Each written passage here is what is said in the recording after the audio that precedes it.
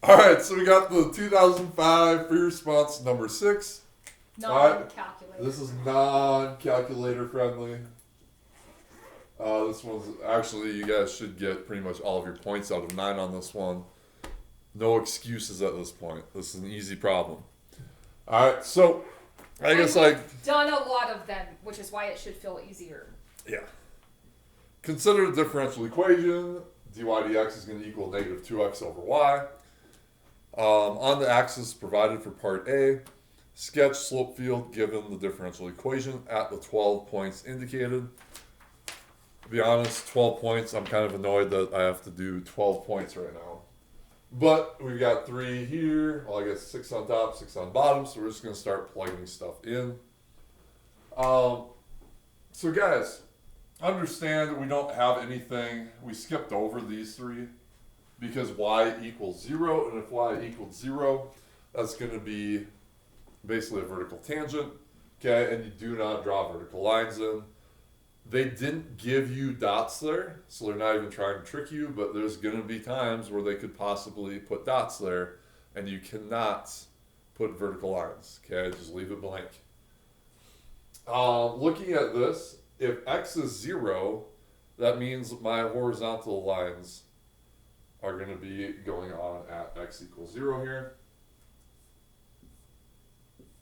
Okay, make sure you don't get sloppy, and just make sure that these are definitely horizontal, okay?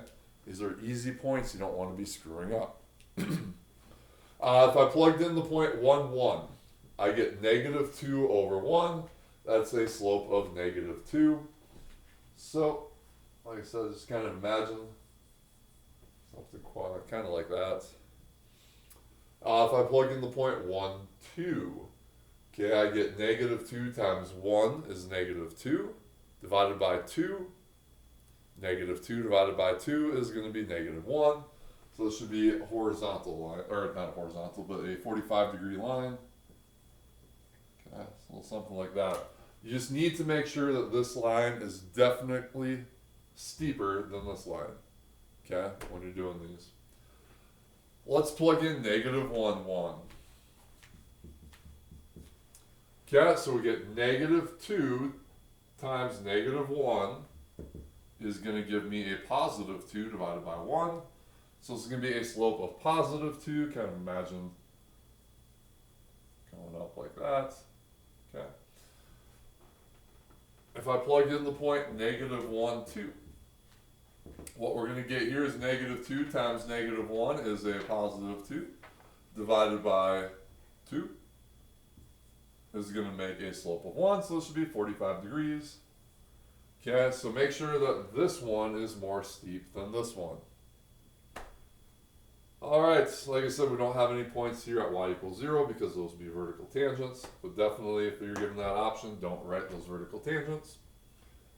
Let's do 1, negative 1. So we're doing this one over here. That's going to be negative 2 times 1 is negative 2. Divided by negative 1 is going to be a positive 2. Yes, it'd be like I go up 2 over 1. Something like that. I'm going to do 1, negative 2 next. Yeah, so if I do 1, negative 2, I get negative 2 times 1 is negative 2 divided by negative 2. Gives me a slope of 1. It should be about 45 degrees. This one needs to be more steep than this one. Alright, so much fun I'm having right now. Woo! Plugging in 12 stupid points. Negative 2 times negative 1 gives me a positive 2. Divided by negative 1. This right here should be a slope of negative 2. Should go down 2 over 1. Oh, something like that. They're not quite so steep, but something in there. You guys really remember, really the only thing that matters is going to be relative steepness on these. And the direction. And well, yeah, obviously direction. So if I do negative 1, negative 2, I get negative 2 times negative 1. It gives me a positive 2. Divided by y, which is negative 2. This is a slope of negative 1. Okay, to me those look kind of close, so maybe I'll make this guy a little bit steeper. Okay. Nice. I think that looks good. There you go. So much fun. Now let's actually get on to calculus. Part B. Let y equals f of x be the particular solution to the differential equation with the initial condition. F of 1 is going to equal -1. Write an equation for the line tangent to the graph of f at 1, -1, and use it to approximate f of 1.1. Alright, so we need to come up with an equation of a tangent line at a point. So we need two things. We need a point. Okay, we're going to need a slope. So the point's easy. They tell you the point. The point is going to be 1 comma -1. The slope, okay, they give you our derivative, dy dx. We know that dy dx, you guys remember how to do this notation, evaluated at the point 1 comma -1 is going to equal. So I'm going to plug 1, -1 into this equation. I get -2 over, well, I guess you could do -2 times 1 divided by -1. Gives me -2 divided by -1, which is a +2. So we know the point, we know the slope, we can come up with the equation of the line right now. So our line is going to be y minus y1, so it's going to be minus a -1, which is y plus 1, equals our slope, which is 2, times x minus x1, so x minus 1. And right there, I would just stop. Okay? Normally, I would just stop. The next part of part B is asking us to approximate f of 1.1. Okay, well, we know y equals f. It told us that already. So y is really going to equal 2 times x minus 1 minus 1. And we already said f equals y. So if I want to approximate f of 1.1 is going to be approximately 2 times 1.1 minus 1 all minus 1. Okay, remember you don't actually have to come up with the exact answer. You could leave it just like that. Let's say you did, for some silly reason, keep going. This is going to be 0.1 times 2. So 0.2 minus 1, believe will come out to -0.8. Okay. Okay, but don't do that. You don't need to. Just stop right here. Great. So we're on to part C. Find the particular solution for y equals f of x to the given differential equation with our initial condition 1, -1. So this is where we're going to want to basically separate our variables, integrate, find c and all that nonsense. So part C, we have dy dx is going to equal -2x over y. Okay, so to separate my variables, guys, make sure you separate your variables correctly. This one actually happens to be very easy for us to integrate. All we got to do is multiply by y dx, so it gives me y dy equals -2x dx. Okay, at which point we just integrate. So this is going to be 1/2 y squared equals, add 1 to my exponents, divide by my new exponent, my 2's cancel, but this needs to be a -x squared. And then don't forget your plus c. Okay, so there's going to be my equation. Now we need to go ahead and solve for c. Using our initial condition, 1 comma -1. So I've got 1 over 2 times -1 squared equals +1 squared plus c. -1 squared is just going to be 1, so we get 1/2 on the left. Over here on the right, we get 1 squared is 1 times the negative is going to be -1. Okay, so I'm just going to add 1 to both sides. C is going to equal 3 over 2. Okay, or 1.5. Now my equation, going back up here, is really going to be a 1/2 y squared equals negative x squared plus 3 over 2. Okay, still need to solve for y. The first step in solving for y is going to be multiplying both sides by 2. We get y squared equals negative 2x squared. 3 over 2 times 2 is going to give me 3. Make sure you multiply every single term by 2. Okay, so then I would square root both sides. Remember though, when you square root both sides, we get a plus or minus.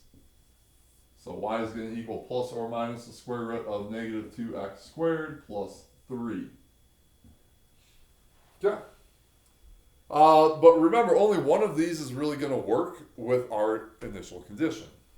Our initial condition was 1 comma negative 1. So, in the point 1, negative 1, you could plug both of these in.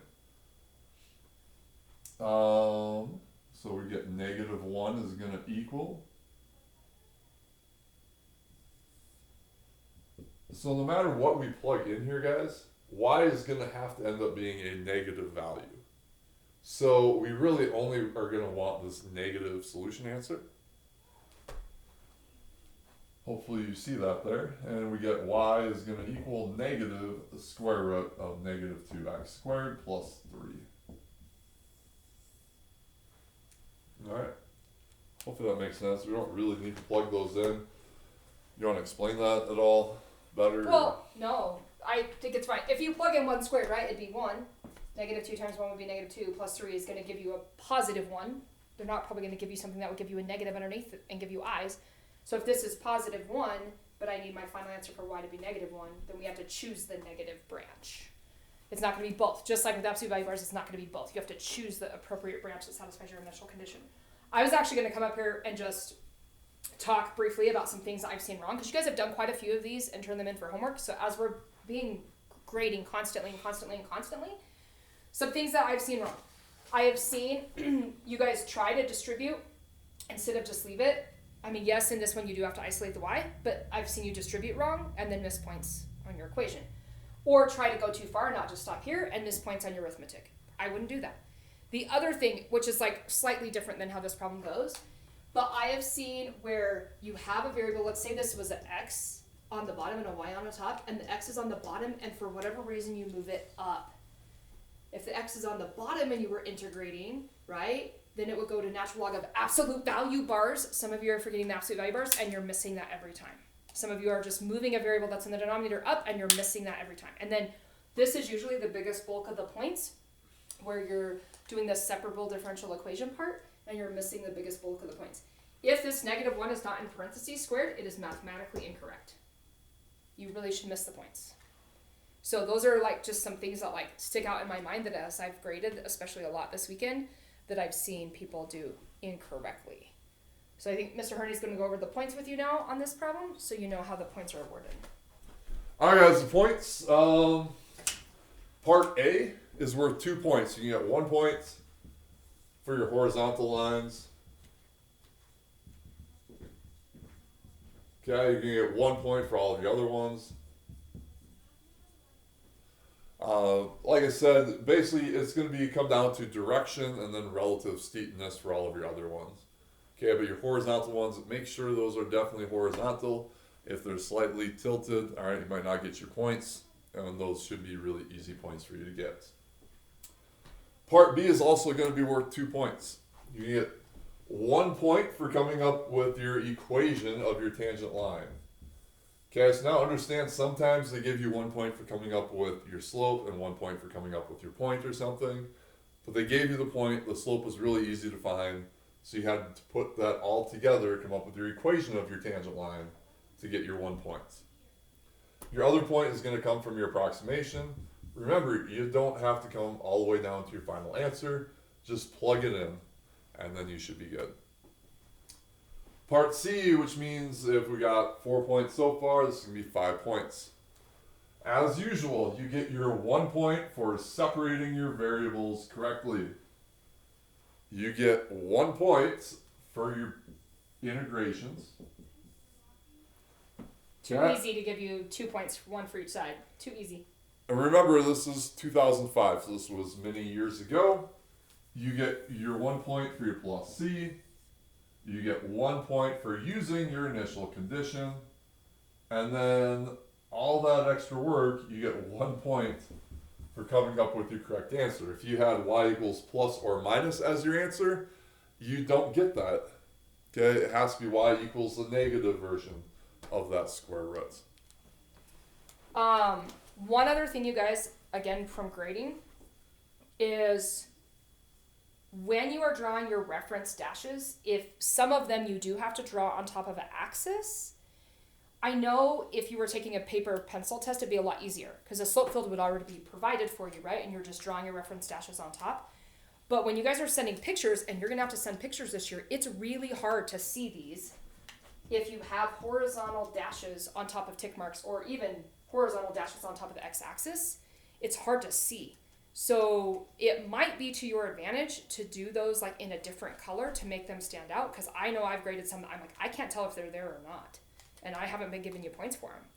So just because you're having to upload pictures this year, you might want to be extra cautious of that. I don't know how else to say it, but it has to be legible. They got to be able to follow what's going on. It has to be where you use space and you use the paper and they can tell. I don't know. We good? Yeah. Other thing I was going to talk about is I think there's a problem you guys are going to be doing in the future. I don't really foresee this on this year's AP exam, but sometimes they're going to ask you to draw a possible solution going through our initial condition 1, negative 1. Well, the point 1, negative 1 would be going here. Okay, so all you would be really looking at here is we've got our negative version, right? I would say your graph should maybe look something like this. I don't know, what do you think? Like if Something you were to like draw a line going through here, basically you should be having a horizontal tangent right here wherever you cross your y-axis. Okay, another thing you want to keep in mind is we're really not going to be going out past this because our specific solution is going to be the negative square root version. This is actually like in a portion of like a conic section of like an ellipse or it's not really a circle. They don't know what conic sections are. You don't really know that, but that's kind of what it is. It probably wouldn't be on something quite that difficult, but that's a good thing to remind you. Sometimes they will have you draw in the solution curve that passes through the initial condition. You kind of just do the best you can. I think they're fairly lenient on it. It's only 1 point typically if they ask for it. Yeah, I'd be looking for like horizontal things, but honestly I don't foresee that happening this year when you're going to be taking it on line. Yeah. I don't see how they can do that, but I think we're going to be giving you one of those in the near future. So just keep that in mind.